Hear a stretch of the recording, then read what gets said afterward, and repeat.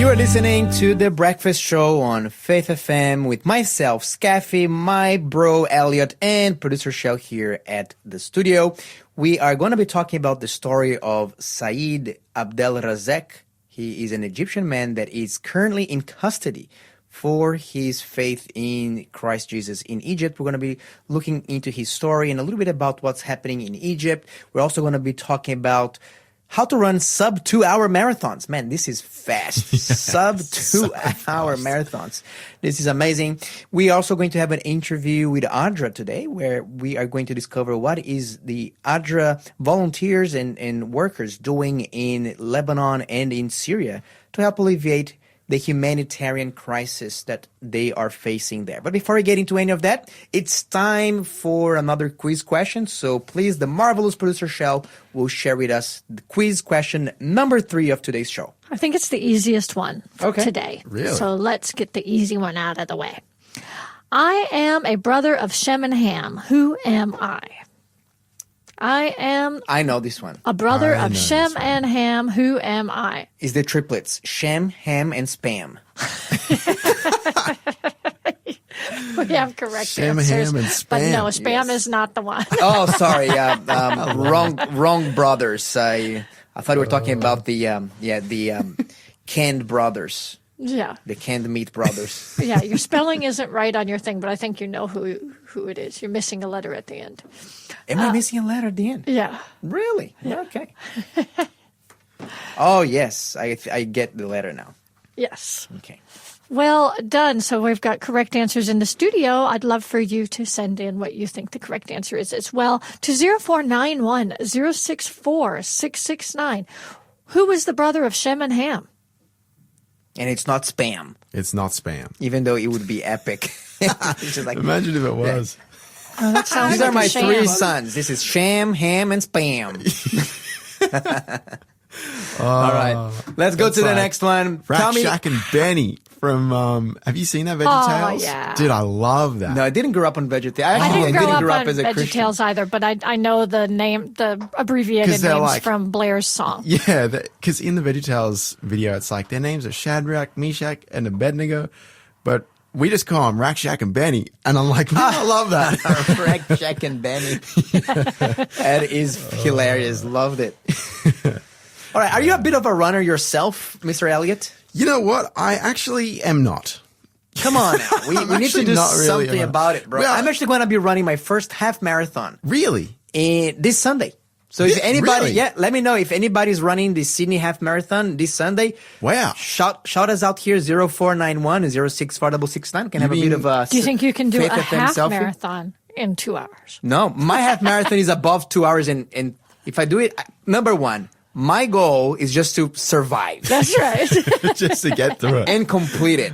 I did run 15 kilometers on the weekend, on Sunday, just to test the water, see, hey, am my body able to do it? Yeah. And my knees were painful. So Okay. but I am confident that if I just slow down my pace a little bit, I will make it to the half marathon. Yeah. There But you go. my Where's half Wayne? marathon We need is... Wayne to go with you. Yeah, Wayne has to come with me, our faithful listener that's a marathon runner. Oh, really? Yes, but sub 2 hours. Like my half marathon is above 2 hours, probably even 3 hours.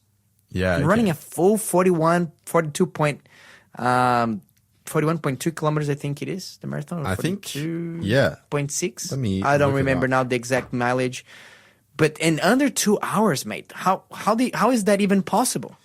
It's incredible. I just looked it up. 42.195 kilometers, apparently. And the 0.195 is very important, by the way. Yeah. Yeah, because without it, it's not a marathon.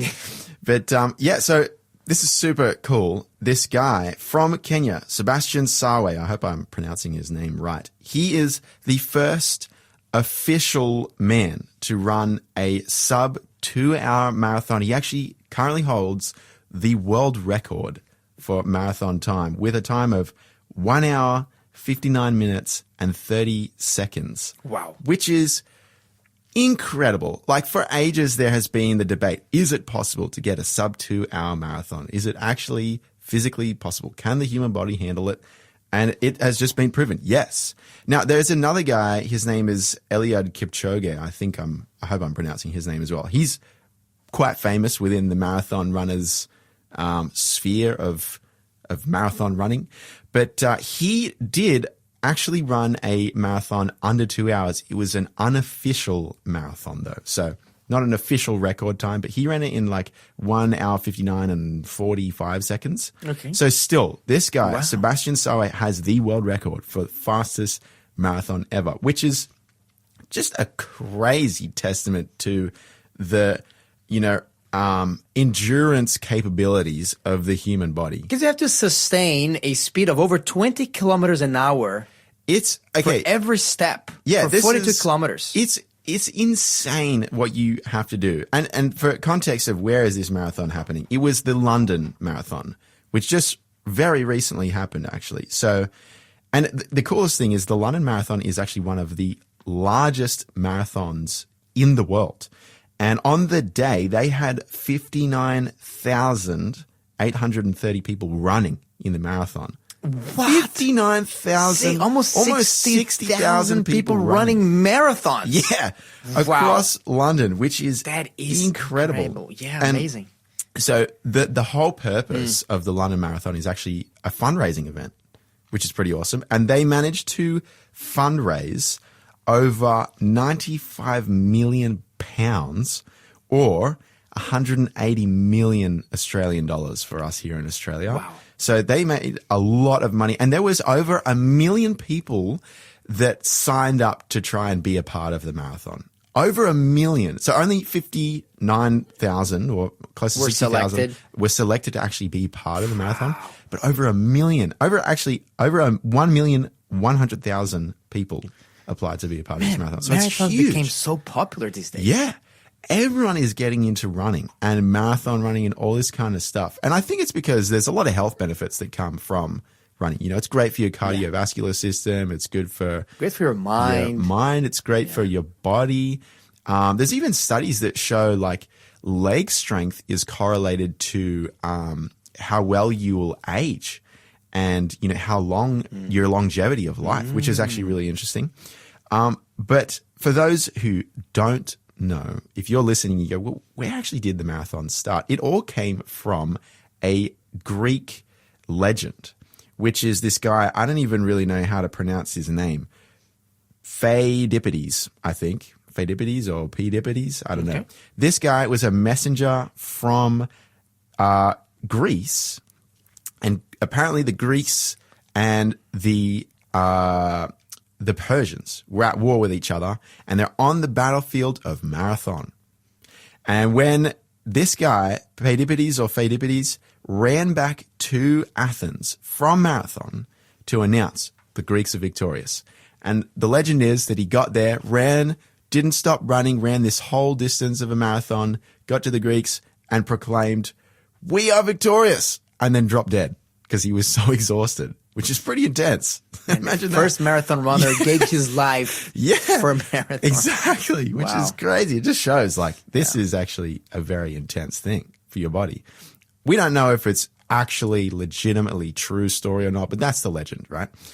Anyway, this the interesting thing is that the first official distance setting, so where we now get the marathon as 42 kilometers or it's like 21 miles or something like that, is actually from the London Olympics. So way back in like 1906, the London Olympics, they were the ones that actually set the now official distance for the marathon. Oh, really? I thought it was just the distance between the city of Marathon to the city of Athens. That's the Roughly it, That's but not exactly? roughly, but that's not exactly. The actual exact official length was set from that London Olympics because they wanted it to be a distance that went from two specific points. I forget which ones they are, but it's like that distance landed exactly between those two landmarks, basically. So what do we know? What else do we know about this guy? What's his name? So Sebastian Sawe, this is amazing. I was looking at like all the details about, what did he actually do to win this race? And get this, to win the race, you have to have an average pace of 2 minutes 50 seconds per kilometer That's- for the whole I don't race. think I can do that, not even sprinting at my top speed. I know. That's what is insane. Or in other words, you have to average 100 meters in 16.9 seconds. Basically, the whole you have race. to be using both, but like for Yeah. 42 kilometers. Which is, or good. It's crazy. Yeah. Like, Wow. you have to pretty much be at almost a sprint the whole way. And I was like, how on earth do you train for something like this? So I looked into it, and Sebastian Sawe, he was training in Kenya, but he was doing high altitude training, which is really interesting. Okay. So he was training, high altitudes, which means he has, not as much oxygen that he can get to his body. So when he does actually run the marathon, it's like, oh, this feels easy. But he also had a strict high carb diet. So what's so interesting about this is part of running a marathon is being able to fuel your body, because you're going to be using energy the whole way, right? It's very intense and straining on your body. So you have to provide your body with fuel. And the way most people do that is with like hydrogels or like energy gels, basically. And he had to train his stomach for this race. Like, he had to plan and do these runs. He'd do like 2 runs a day, every day. Wake up at 6 a.m., run a 20-kilometer run, then have a break, do a 10K run. And he would train with the same diet, like the same energy gels and stuff that he'd be using. He trained the way he would use those energy gels for when he was actually doing the marathon. So super, super intense stuff to be able to get this record, which is incredible, like that he's able to do that. And we have all this technology stuff that allows us to efficiently, use our energy to provide us with the glucose and whatnot that we can get through all of it. But just an incredible story and feat of the human body, really. It's amazing. Amazing. It reminds me that, the Christian life, the Christian walk is more like a marathon than like a 100-meter sprint. Yeah. And it's just, we're in this for the long haul. You're listening to the Breakfast Show podcast on Faith FM. Positively different. I'd like to know if producer Shao can reveal to us the answer to the quiz question. Who was the brother of Shem and Ham? It was Japheth. Japheth. Japheth. There you go. There you Thank you go. very much, Shem, producer Shao. Ham, and Japheth. And a shout out There is a to... debate on who was the oldest.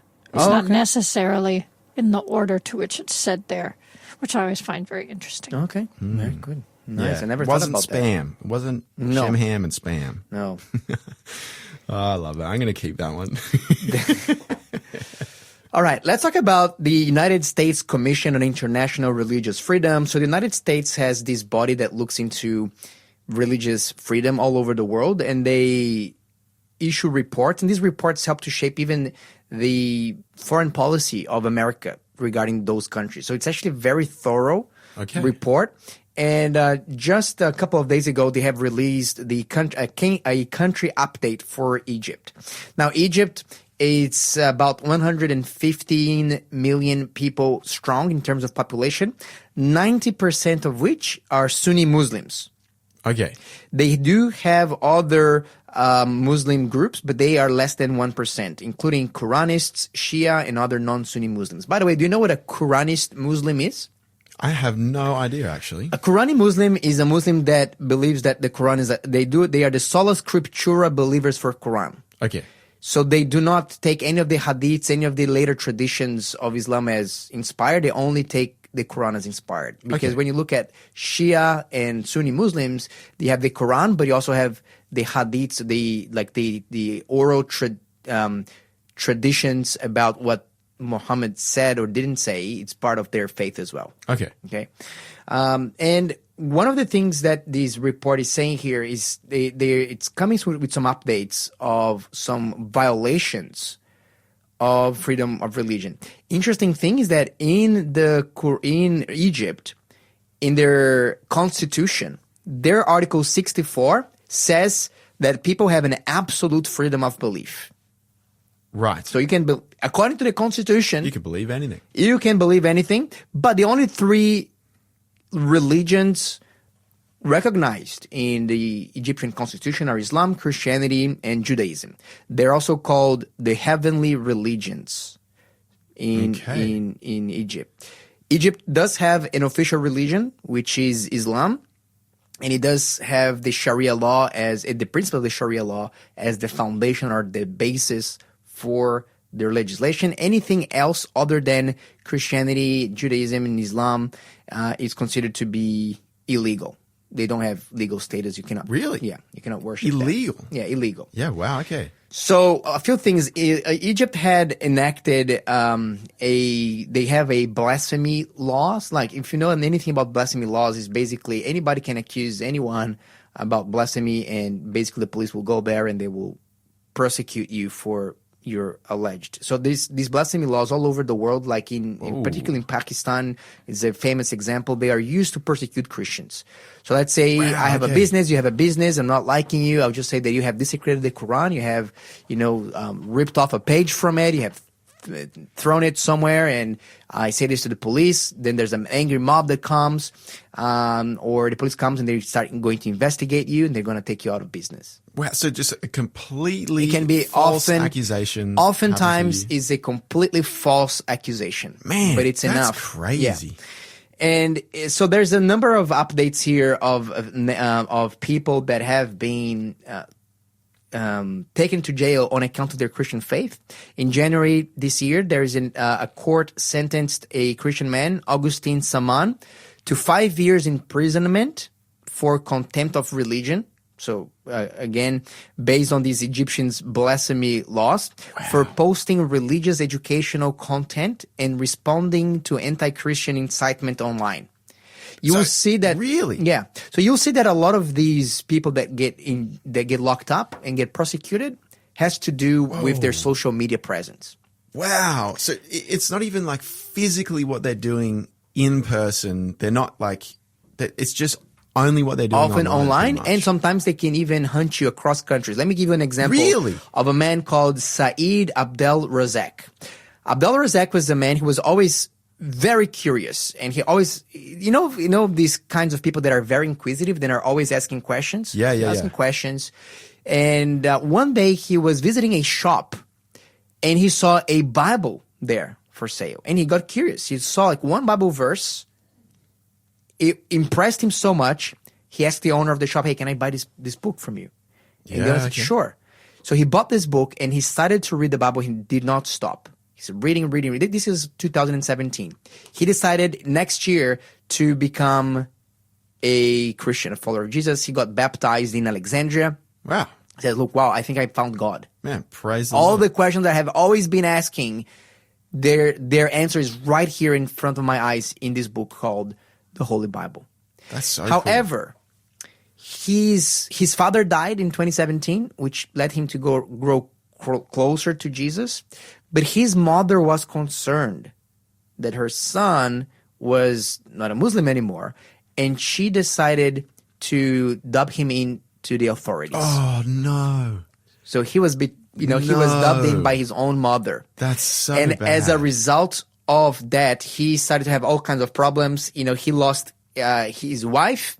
They took away his wife was divorced him. The authorities took his son away from him. He lost his business on account of that, and he realized that there's no future for him in Islam. He tried to change his identity card because in Egypt, in your ID, there's what is your religion? It's marked there. Really? Yeah. Wow. And he that's tried to crazy. change from Muslim to Christian, and they would not allow him. They would not accept him to change. So basically, he started to become under police surveillance 24/7. Oh, man. And he tries to look, there's nothing for me in Egypt anymore. I'm just going to leave the country and go somewhere else. So his first attempt in 2019, he made as far as the airport. By the time he got the airport, the authorities seized him, said, "You're not leaving this country. You're going back here. No, we have our eyes on you." The following couple of years later, he tried again, and this time he was successful. Look, if you have an Egyptian passport, it's probably not the best passport Yeah. Okay. to visit places. There's not a lot of countries that allow you to go there and that issue an automatic visa. But there's one country that did allow, and that country was Russia. Right. So he said, you know what? I'm going to Russia. Yeah. So he flew to Russia. He joined the Russian Orthodox Church there, and he's just started his life over from Russia. And he said, look, I've already lost everything. I lost my family, my wife, my kids, my country, my freedom. I might as well start teaching the Bible to people, particularly to Muslims. So he became a social media influencer based in Russia. And he started talking about what does the Quran teach versus what does the Bible teach, and why he believed in the Bible, why he became a Christian. He became a Christian apologist.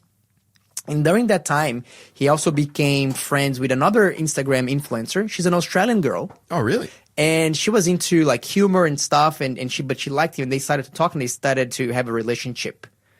They started to have a distance dating thing. Everything was apparently going well for him now. A lot of people were paying attention to his content. He really started to become viral. But then one day in 2023, it was 3 in the morning. He was by himself, and he decided to make a funny video. Well, he thought was funny video. He got a Quran. He pretended to be giving champagne to the Quran, gave the Quran a couple of kisses, and then threw the Quran in a river. Okay. And that was intended only for his personal followers, for his friends on social media. It was not in his public-facing Instagram. It was on his private account. Right. But one of his friends saw that. They recorded the video, and they started to share it around. That thing went viral. And that enraged the Egyptian authorities, because now they had what they needed, a proof that he was, engaging in blasphemy laws or contempt for religion. Yeah. And he did not get protection in Russia. The Russian authorities handed him over to the Egyptians just like that. Yeah, wow. He was not a Russian citizen or anything. Yeah. Actually, he had in Russia, he had a Christian lawyer. The Russian authorities removed his Christian lawyer and gave him a Muslim lawyer. Oh, no way. To defend him. He was sent back to Egypt, where he's now in jail. He had a Christian tattoo somewhere in his body. And these authorities, they beat him. They forcibly removed his tattoos. Ooh. And then they kept him in a crucifixion position for hours and hours on end. He was denied his right to have access to a Bible. Whoa. And he's still there locked up. His girlfriend, I think I'll find her name in a moment here. That's heavy. Sophie. Yes, his girlfriend Sophie. She lives in Sydney. She's been advocating with the Australian authorities to, hey, can we intervene and bring Saeed to Australia where he can practice his faith freely? But apparently she has not received a lot of, she's not very content, very happy with the response that the Australian government has been offering for this case. Yeah, it looks like they're not particularly interested in defending his case. Interesting. So look, can we justify, disrespect other people's religions? Absolutely not. No. He shouldn't have done this, number one. That being said, he was actually, I believe, quite brave just by sharing his faith online. Yeah. Particularly as a Islamic convert to Christianity. And this is exposing the realities of how Christians in so many countries, particularly in Egypt and the Middle East, are often persecuted, particularly if they are vocal about their faith, if they're trying to do evangelism, and in particular, if that's being done in public. So let's pray for Saeed Abdel Razak, that God will keep him strong, that he will strengthen his hands, and we pray for a good outcome for his whole situation. You're listening to the Breakfast Show podcast on Faith FM. Positively different. Now we are going to have a conversation with Eric Leichner. He is the Emergency Management Director for ADRA Australia, and he's going to be sharing with us a little bit about what ADRA is doing around the world in that sphere of disaster responses, but also we're particularly interested to see what's happening in Lebanon and Syria, especially with the current conflict in the Middle East between Israel, the United States, and Iran and Lebanon. Eric, good morning to you. Thank you so much for talking to us this morning. Good morning, Skafy. It's a pleasure to be with you. Thank you for having me. Eric, let's start with ADRA. So what kind of ADRA, you're in the emergency response department, talking about, looking after people when they are struck by natural and man-made disasters. What are some of the situations that ADRA is currently helping around the world? We currently have 16 different interventions and projects, which includes responses to recent cyclones here in the Pacific, Cyclone Mila and Cyclone Baiano, that affected PNG, Solomon Islands, and Fiji. So we're supporting there. We currently have also recovery activities in Victoria after the bushfires that we had earlier this summer. And we continue to support in Ukraine after more than 4 years of that conflict. We also have responses active there. And of course, as you mentioned, we are very active in the Middle East crisis now. ADRA has teams on the ground in Lebanon and Syria. So a lot of things going on and quite active in that space. Yes, absolutely. Tell us a little bit more about the Middle East, in particular with Syria and Lebanon. What is the situation there? What's the history? How do we track back the history of their humanitarian needs in these two countries?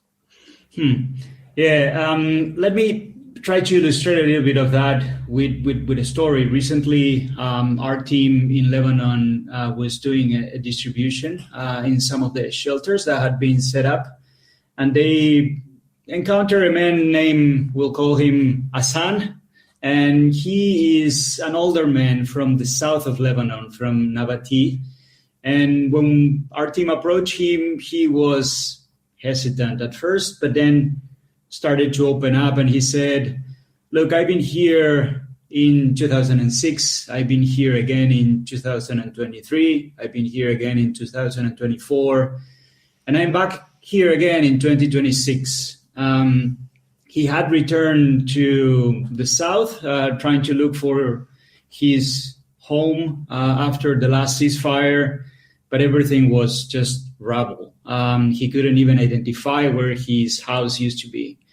And so he tried to restart his life again, renting now in Beirut.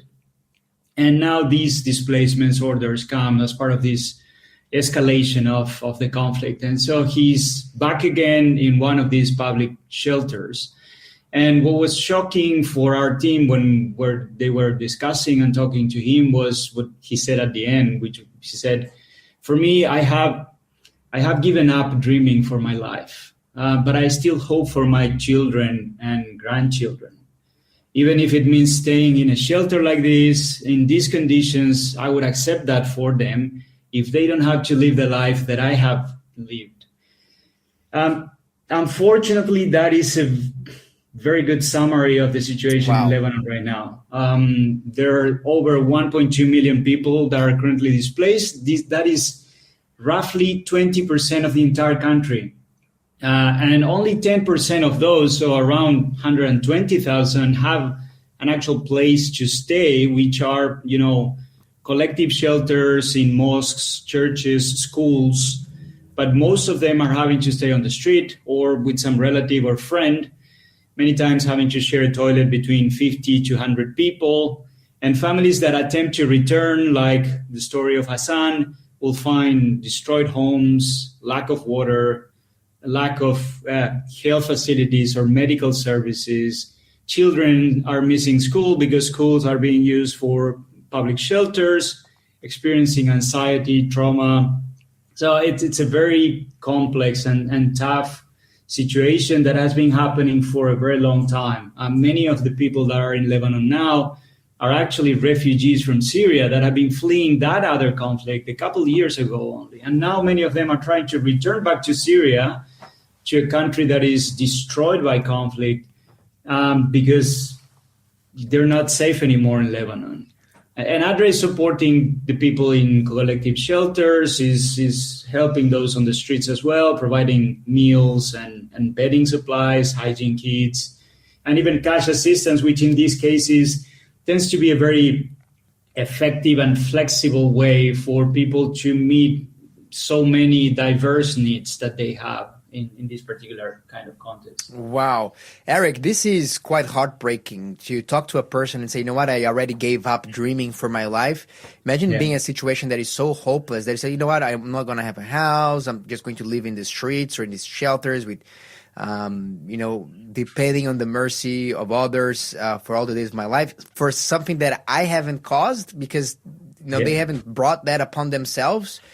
And at least having hope in the next generation. If it wasn't for ADRA, I would imagine, and other organizations like ADRA that are really caring for them, it would be a 10 times worse humanitarian crisis because how would they have access to, as you mentioned, these basic things like hygiene kits or hot meals, bedding supplies, water, cash assistance for these things. Have you traveled to those regions personally, Eric? Have you been there yourself, or you're managing from here from Australia only? I haven't been to Lebanon specifically. I've been to Ukraine when the conflict started. We have as ADRA a big investment in an effort and time in preparedness, and as part of that, we train a lot of professionals that are part of the ADRA network to be ready to be deployed to some of these cases. And so when the Ukraine conflict started, I had the chance to support our local team. So I've been in similar situations, but haven't been specifically supporting directly on the ground these particular contexts on Lebanon and Syria. So how do you train in these volunteers and these workers that are volunteering or working for ADRA overseas? What kind of training do they receive to help them be ready for disaster? Because surely you cannot start training after disaster strikes, can you? Yeah, no, it's an important part of what we do, and it's many times something that goes unnoticed. But for us to be ready to respond to so many different things as they happen and be ready to be quickly on the ground, ADRA has a long history of heavy investment of time and effort in making sure we have that capacity. And I would say that capacity and that investment starts, first of all, with our country offices, with the local offices. As much as possible, we always try for that capacity to be local. Trying to or having to deploy people to support, that's an additional measure that we put in place. But as much as possible, we try local offices to have as much capacity as possible. And so we do have every country office that is part of the ADRA network, which is over 100 countries, 110 countries, have a plan. It's a very detailed plan that is written specifically for the context they are in and accounts for local risks and also for what the government can do locally and what communities tend to need the most, what is their vulnerability. And so when disaster strikes, we're not trying to figure out what to do, but we already have plans in place and their roles are very clear and there's funding that goes with that. So everything is in place for that. But then comes the training. So we have this training at different levels. So we have training at the global level, which was the one that I was explaining before. It's global and regional. So we can move people from one place to the other to support, to serve as that surge capacity when needed. And those trainings are quite intense. They can take 7 to 10 days. They include a simulation exercise in the community where we simulate a real crisis, a real emergency. And some of them, shorter ones, have what we call tabletop exercises. So these are simulations, but only in the training room to try to test our systems, test our mechanisms, and make sure that we're ready for that. Yes, that happens at all those levels. Because I imagine that you definitely need to do some test drives before it, because on the day everything that can go wrong will go wrong. So you need to really test and make sure. So what is the coolest? It goes wrong? Yes. So plans don't always play out exactly the same way. So we always have to have alternative plans in place as well, and be able to have the flexibility to maneuver. Eric, can you share with me like one of perhaps the coolest stories or a memorable story of one of these trainings that you've done that, like, maybe because of the realism or because of the complexity of the situation? Can you transport us just for a quick second here? I really want to be in that room with all the volunteers and really thinking, putting my brains, applying my imagination, creativity to how can we help people in disaster? Is there, like, you mentioned that you run scenarios. Can you run us through like how it works like in practice? Like, give us an example. Sure. Yes.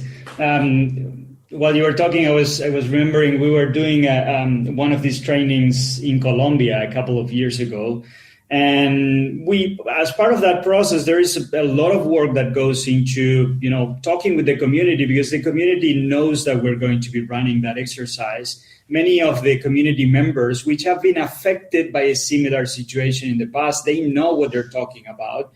They will be talking with our volunteers or the staff we're training, and they will be going through a script, but they're talking about their own reality as well. And so we make sure that the community is on board. We make sure that everyone else is on board. So all the authorities, police, medical services, everyone in the community knows this is happening. And so we were testing a security incident. So our teams will be on the ground. They will be doing what we call a needs assessment, where it's basically trying to understand what are the actual needs people have. That is a very critical element of our work, to make sure that we direct resources to their most pressing needs. And while they were conducting this needs assessment in the field, there will be a security incident. They will be approached by people that wanted to rob them. And community knew that. Everyone was aware, the police knew, everything was fine. But then, because it became so real, as part of that testing, people were so much into the role that they were playing. Community members started to think, well, is this really a simulation, or is there something happening here? Maybe we should call the police. And so they actually called the police. And the police said, well, we know that there's an exercise happening there. And the guys told us that that would be happening, but maybe this is real. And so we ended up having the real police show up and try to detain some of our actors as part of that process. But yeah, that's how much it can actually become a very realistic simulation of conditions that we do find on the ground. And it's a safe environment. We have psychologists that are there to support anyone that feels overwhelmed by the situation. So everything is accounted for, but still, it can be shocking. It can be difficult for many people. Yeah, wow. There you go, Elliot. So imagine impersonating a robber so well that people actually call the police. And even though the police knows this is a simulation, it's like, the simulation is looking a bit too real. Eric, how can people learn more about ADRA's disaster response, or even support ADRA's work in times of disaster? What can we do? Particularly, there's a lot of young men that comes to me in particular saying, hey, we want to do something where we can be useful, but we need to see action. We need to be able to be at the eye of the hurricane and so that we can help other people. How can they do that? I would encourage them to go to our website. So that's adra.org.au/disaster. There they'll be able to see some of the current responses we're running and get a bit more information of what ADRA is doing. While there, we have in our website a place where they can actually register for volunteering, and we always need people that are willing to support responses. We are more active now in trying to respond to disasters within Australia. So definitely, if people are listening to us and would like to be part of that in the future, please express your interest there. Donations, of course, resources are always important for us. We're trying to do as much as we can to cover, almost unlimited needs with very limited resources. So donations to help support the increasing number of disasters and conflicts we have are always welcome. And even if it's not volunteering or donating, prayers for the people that are affected by so many of these disasters around the world, and prayer for our teams as well that struggle as well to try to bring a little bit of relief and hope for those affected. Amazing. Message is being given, adra.org.au/disasters. Thank you very much, Eric, the Emergency Management Director for ADRA Australia. Thanks for sharing with us this incredible work that ADRA is doing, not only in Australia, but worldwide, trying to bring hope to those who have lost hope because of disaster. Thanks for being a part of the Faith FM family. Join our community on Facebook or get in touch at 1-800-FAITH-FM.